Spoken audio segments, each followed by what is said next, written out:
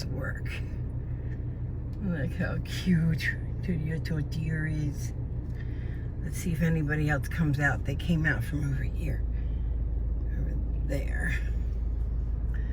But she's by herself. That's really unusual. But the other day I walked out, there was like 4 of them. Hi, little deers.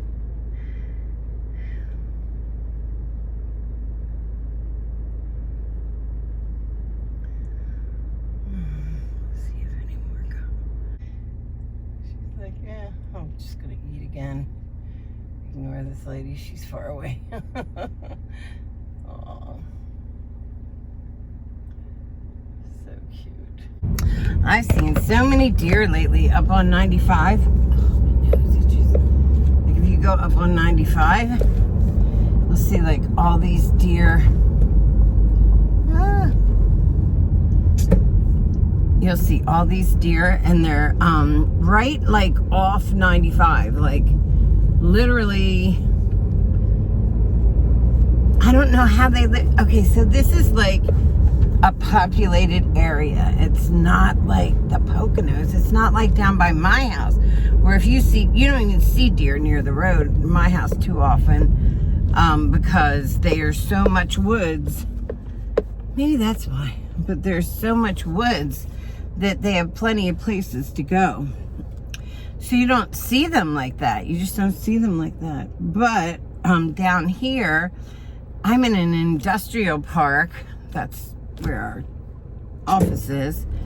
And next to it, I guess, maybe it's because next to it is like a prison. We have a woman's prison right here, right next to us.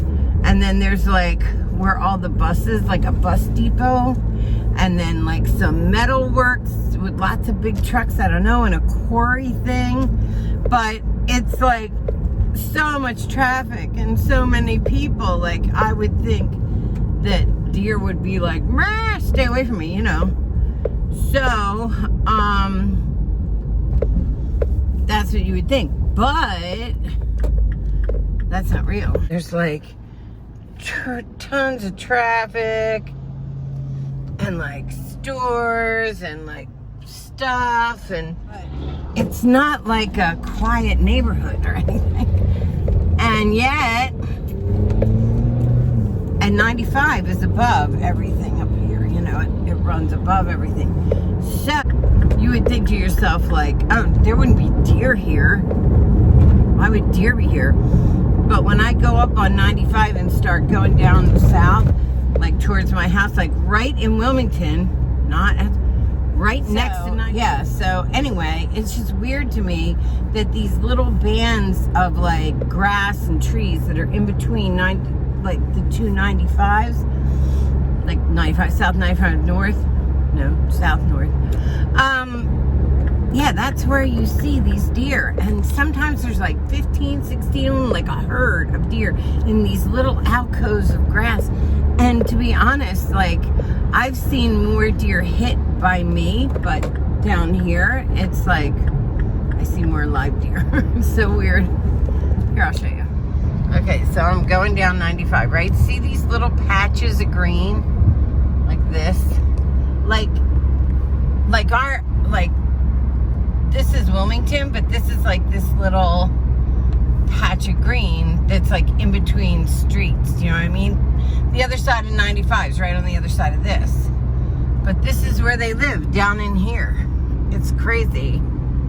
Like when they say it's crowd, like we are overpopulating and stuff. Yeah, but man, go to South Dakota. Like America tends to pile up in one little areas, but it doesn't, like, if it's spread out, we could all have houses that we wouldn't see each other. Like seriously, it's like, I've been in the breadbasket, I've been to Montana and Utah, and oh my God, there's so many very empty states. This is not one of them. This is Delaware, the incorporation state. It's got tons of, you see all this construction? You would think that would ward off the deer. Nope. You know where I see them most? Right in here. like when I'm going home, let's see if there's any. I don't know if I can capture this for you. But when I'm going home, it's right in this little strip of opening. And you'll see 15 deer, and I'm like, where the fuck do they live? And they live like right there. And you're like, I thought like a deer would need like woods, you know? Like, and then I see like deer hunters going up to Tioga County in Pennsylvania and all that. Wolf used to go. Now, he never killed anything, not once in his life. He once had to kill a raccoon that had gotten hit by a car when he was a kid. He was like 15 years old, walking up down in Berwyn, and he was walking down 30, and this raccoon was like half alive, half dead. And he had to pick up a rock and like smash its head because he was suffering so badly and nobody was there and he didn't have any other way to do it. So he just picked up a rock and he was like crying, he said, and he came to me crying because he said that when he did it, the raccoon went, and it just broke his heart. But the raccoon was like all fucked up. Like there's nobody's gonna save the raccoon. It was just gonna lay there and suffer in the sun. And he just couldn't leave it like that. But that was so fucked up. Like, it fucked his brain up for so long. But my husband did not want to kill animals at all. He loved animals. So he would say, I would say, well, what did you kill? When he would go deer hunting and turkey hunting with his friends. He just got drunk. He would take a camera. And I said, what did you kill? And he'd say, 2 cases of Miller and a pint of Rebel Yell. Jeff and I, we had gone up to, oh my God, what was it called? Like Big Rock or something in the Poconos. And we were spending, I don't know how many days up there. We played around up there for a while. But so we were up there and it was like springtime or fall, one or the other. But it wasn't like hunting time at all. Anyway, so we were up there like, we were in a golf cart. One of the golf courses was like, well, you can come play 9 holes and just ride around in the golf cart. And like, yeah, because they wanted to sell you like, what is that, a timeshare or something? So we went up and got the golf cart because that's all we really wanted, was to cruise around all day in a golf cart.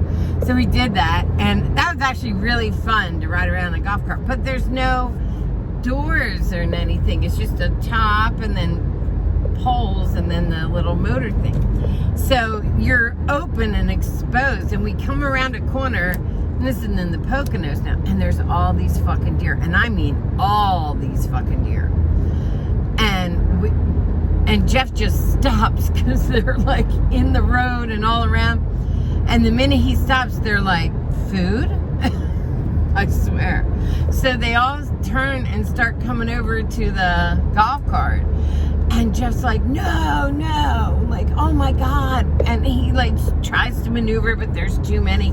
So I said, stop, they're friendly. And he's like, Paula, you could get bitten by a deer tick. I'm like, I'm not gonna like ride them. I'm just gonna give them crackers. Cause I had like 2 packs of the toasty peanut butter crackers. So I was like, I'm gonna give them our snacks. And he's like, don't beat him. That'll encourage him. But by then, one with these big horns was trying to get his head in, but couldn't because of his antlers. So then he like got moved aside, and I pulled out the crackers and started opening them. And when they heard the paper, they were like dogs. They were like big Great Danes with sharp antlers. But they were so friendly. So a female one, or one without it, I don't know if it's but it didn't have the antlers. She put her head in, and I was like petting her head with like 2 feet, like, so I was a little afraid. And Jeff was like, don't let him inside. Well, there's no door. Would you like me to wrestle? Here, hold on. Let me wrestle a fucking deer for you. Yeah, no. Like, and I'm not afraid. But I also don't want to round them up. Like, giddy up, cowboy. What the fuck do you think? What am I gonna do? Herd them? I'll herd them up for you. So dumb. So anyway, so I opened the crackers and I gave them each crackers, and then they all came in at once. They were like with their lips because they wanted the cracker real fast. So I was like, hey, I want a cracker. I had I think it was 12 crackers. So I tried to give them out as evenly as possible. There was actually a couple more than 12 deer, but I was looking, trying to make sure I wasn't giving 1, 2, you know. So I get rid of all that, and there was nothing else, no more crackers, but we had apple slices. So there was no more crackers, and then they were pushing it one head out of the other, trying to see if we had something else. They're sniffing all over my leg, and I'm laughing. I'm petting the ones that are like up in here like this. Jeff is flipping out, trying to make sure they don't get in on his side. But once they heard me with the crackers, that was it. They were like, fuck Jeff, we're coming to you. So then I pull out the baggie of apples, and he's like, we're never good. Jeff was so scared. He's like, we're never going to get out of here. Because there was just so many. He's like, you are just enticing them to be in here with us. And so I said, all right, take my picture. So somewhere there's a picture of me, and I'm like in the golf cart, like feeding the deer. And he's like freaking out, but he took a picture. And then I took the apples in my hand like this, and I let him sniff them, and then I chucked them. And they all ran over to the apples, and we took off. But it was fun. I love that. He was like, you're so crazy. Why do you do things like that? I'm like, I don't know. Because really, I'm a little kid at heart. I want a deer pal. I want a friend that's a deer. I want a deer to say, hey. Cozy and Piper were separated all day because Cozy got stuck in the media room. Piper has taken the paint literally off the door to get to her. And look at what she did. Holy crap. She tried so hard to get out. She's never destroyed a thing in my house. Whoa. She must have been so upset. Poor girls. Poor girls. Oh, poor Cozy. Are you okay? She's probably going to puke up paper all night. Oh my God, you poor thing. Oh, and Piper just ripped apart the hallway. Were you trying to get her out? Oh, poor Pipey. You were upset too. Oh my God. Well, I'm glad I didn't go to work all day today. It was only a half day. Holy shit. And I don't let her drink like that, but oh my God, she must have been such a mess. Poor little things. Were you upset? Were you so upset? Oh, I hope you don't get sick from whatever went on today. Jeez.